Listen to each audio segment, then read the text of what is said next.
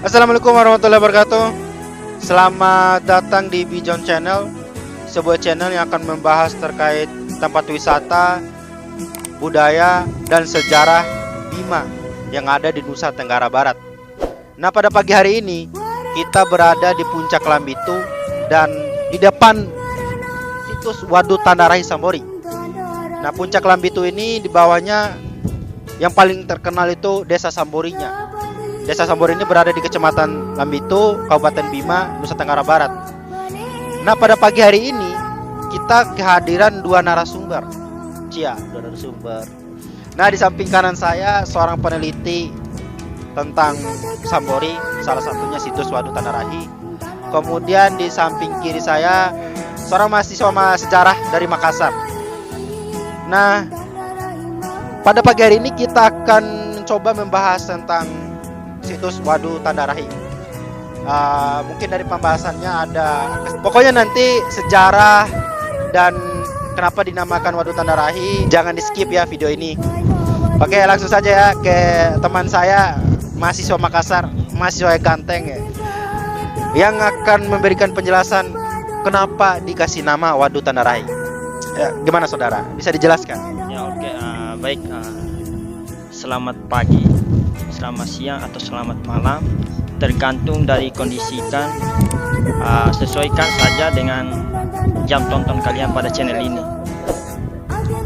Oke, saya sedikit sepengetahuan saya tentang Waduk Tandarahi. Kenapa batu ini dinamakan dengan Waduk Tandarahi? Ada cerita pada zaman dulu. Ini juga bisa dikatakan cerita rakyat turun temurun dari orang tua ke anak cucu-cucunya begitu. Jadi pada waktu itu ada sepasang suami istri yang tinggal di suatu desa. Terus kenapa situs ini dinamakan dengan Waduk Tandarahi?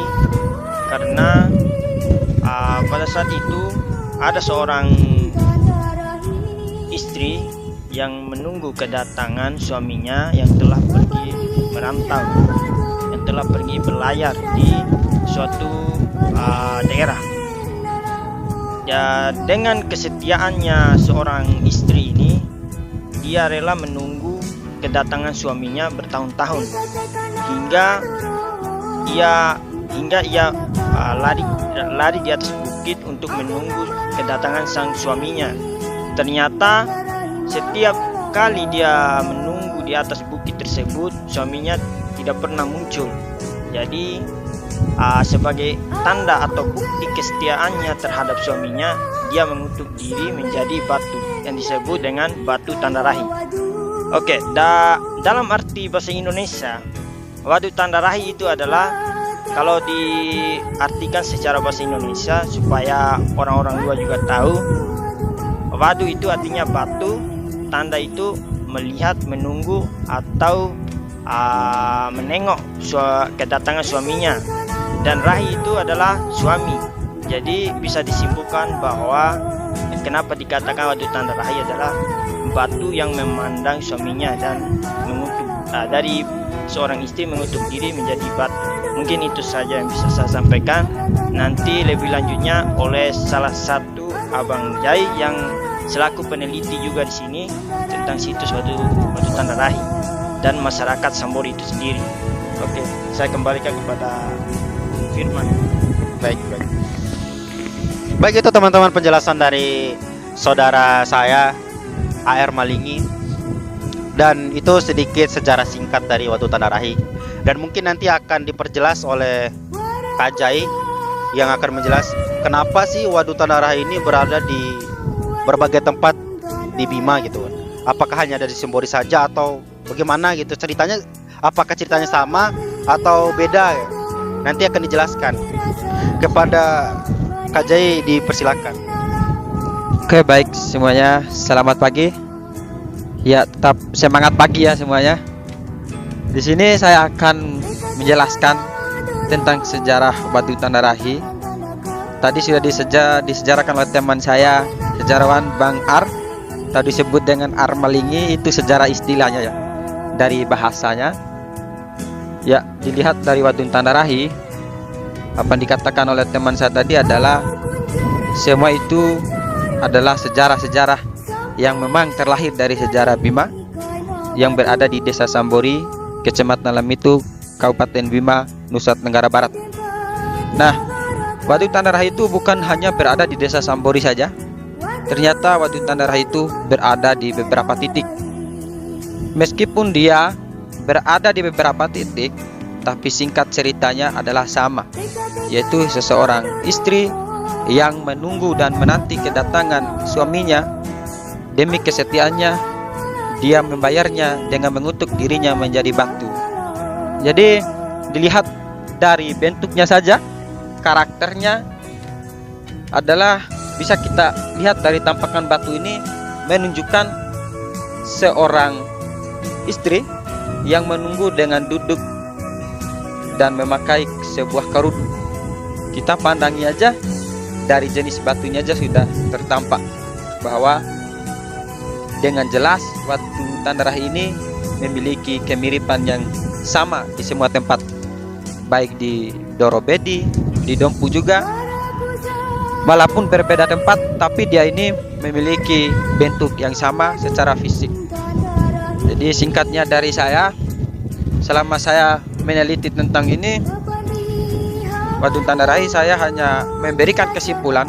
Biarpun Waduk Tandarahi berada di manapun tempatnya, kesimpulan ceritanya satu, yaitu seseorang istri yang mengutuk dirinya menjadi sebuah batu menanti kedatangan suaminya kembali demi menjaga kesetiaan dan keutuhan cintanya. Oke, saya kembali lagi kepada saudara saya Firman untuk mengambil alihnya. Dipersilakan. Oh, berarti Waduk Tandarahi itu berada di berbagai tempat ya. Dan ini kan pertama kali saya nih Bang datang ke sini. Ada orang mengatakan bahwa Waduk Tandarahi itu hanya ada di Sambori, kemudian di tempat-tempat lain pun mengatakan seperti itu. Ternyata yang benar teman-teman, di berbagai tempat di Bima itu ada situs Waduk Tandarahi gitu. Dan ternyata ciri-cirinya itu sama, mirip kayak di belakang kita nih. Baik Bang, tapi pertanyaan saya selanjutnya, kenapa di Waduk Tandarahi Sambori ini tidak dijadikan cagar budaya, sedangkan di Waduk Tandarahi di Kota Bima dijadikan cagar budaya? Kenapa? Apakah ada berbagai pihak yang mengklaim bahwa Waduk Tandarahi itu hanya ada di Kota Bima, atau karena berbagai faktor lain? Nah, mungkin Abang bisa menjelaskannya Bang. Siap. Ya, terkait dengan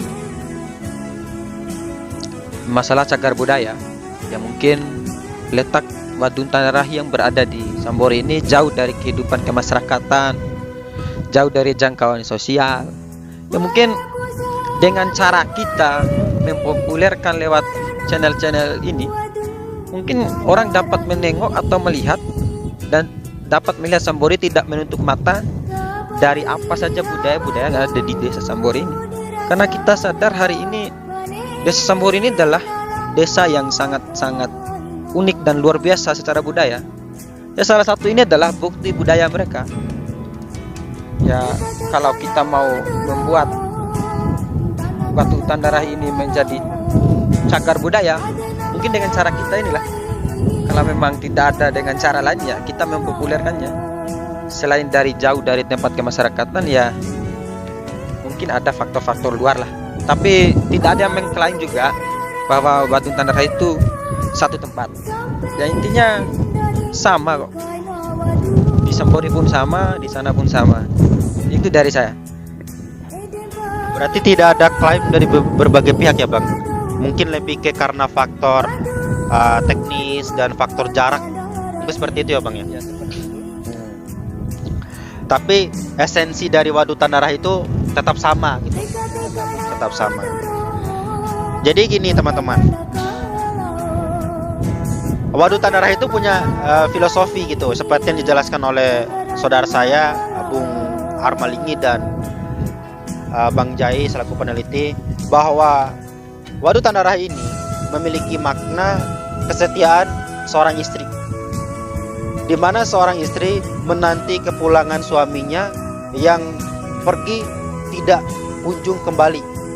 Itu kesetiaan yang sangat luar biasa, sehingga istri mengutuk dirinya menjadi batu, atau sekarang kita kenal waduk tanda rahim. Dan uniknya teman-teman, ternyata